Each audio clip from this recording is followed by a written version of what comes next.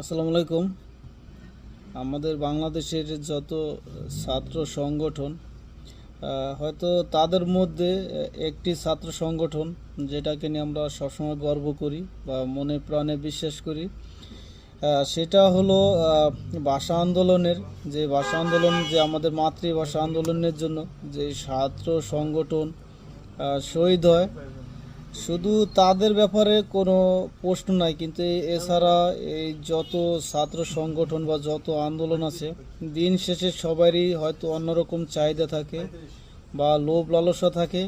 শুধুমাত্র যারা ভাষা আন্দোলনের জন্য শহীদ হয়েছে বা ওই সংগঠনটাই হয়তো বাংলাদেশের সর্বশ্রেষ্ঠ। এছাড়া অন্য কোনো যত ছাত্র সংগঠন আছে বা যত ছাত্র দলের যত কার্যক্রম হয়েছে সবকটাই প্রশ্নবিদ্ধ। তেরকমই আমাদের দেশের প্রধান উপদেষ্টার তিনি অলরেডি নির্বাচন কমিশনে অলরেডি ঘোষণা দিয়ে দিয়েছেন যে ফেব্রুয়ারিতে হয়তো নির্বাচন হবে, আর এই নির্বাচনকে একমাত্র বিএনপি স্বাগত জানিয়েছে। এবং সব দিনে বিপদে আছে জামাত এবং এনসিপি, কারণ তাদের যে বক্তব্য এবং বর্তমানে সরকারের কাছে তাদের যে দাবি, হয়তো এই দাবি যদি পূরণ করতে যায় তাহলে হয়তো নির্বাচন আদৌ সম্ভব না ফেব্রুয়ারিতে।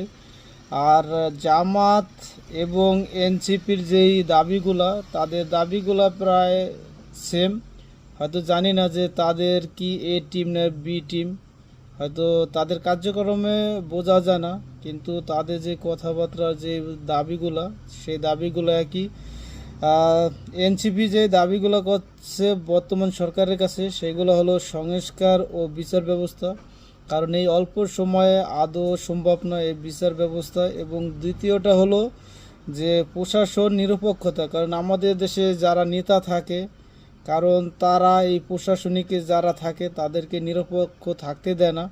কারণ আমরা অনেক ঘটনায় দেখছি অতীতে এবং বর্তমান যারা ক্ষমতায় আছে এনসিপিরও কিছু কর্মকাণ্ডের জন্য তাদের ক্ষমতা দেখে বোঝা যায়, কারণ প্রশাসনকে কোনো সরকার বা কোনো দলই নিরপেক্ষ রাখতে পারবে না। আর তৃতীয়টা হলো নির্বাচন। আর নির্বাচন জামাত এবং এনসিপি তাদের একই দাবি যে তারা পিআর পদ্ধতিতে নির্বাচন, কারণ আমাদের দেশে আদৌ সম্ভব নয় এই পিআর পদ্ধতিতে নির্বাচন। আর আজকে এক জামাতের নায়েবে আমির আবদুল্লাহ মোহাম্মদ তাহের তিনিও একই ব্যক্ত করেন যে জুলাই যে সনদপত্র তা প্রত্যাশাজনক নয়। আর তারা যদি সংস্কার গণহত্যার বিচার যদি এই সরকার বা নির্বাচন পিআর পদ্ধতিতে না হয়, তাহলে হয়তো তারা নতুন করে আন্দোলন করার ঘোষণা দিয়েছে। আর একটা জিনিস কি, যে বাংলাদেশে পিআর পদ্ধতিতে আজ পর্যন্ত কোনো দলই হয়তো নির্বাচন হয় নাই, হয়তো বিএনপিও এটা মেনে নেবে না।